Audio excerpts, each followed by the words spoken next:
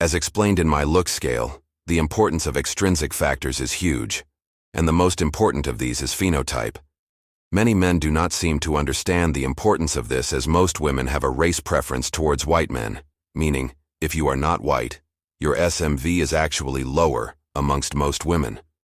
This is important to understand, as many guys will look smacks to a certain objective level and expect their SMV to be at that level, but they do not factor in someone's type, which is short for phenotype. Look at these two men. They are both objectively attractive. However, their SMV is not equal amongst all women.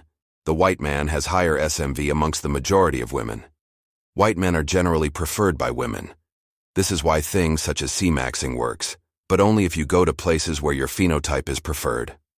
Most races prefer their own race and white men. It's important to know that even within one's own race, there are different phenotypes that are preferred. For example, amongst white men, the North Atlantic and Scandinavian phenotype are significantly preferred over the ginger phenotype.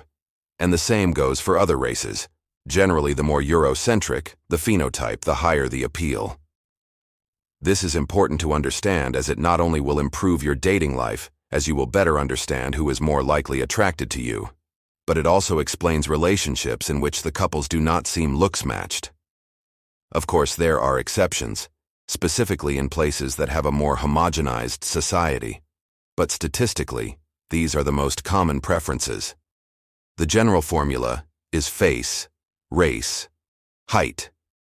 But as you see, face is still number one, as attractiveness is essentially a race in itself. Potentially, I will make a tier list of all phenotypes and where they rank in Western society. The most obvious example of this is white normies going for Asian women. Your SMV is massively inflated, meaning you can get a more attractive Asian women than your SMVI. The opposite would go for black men, for example.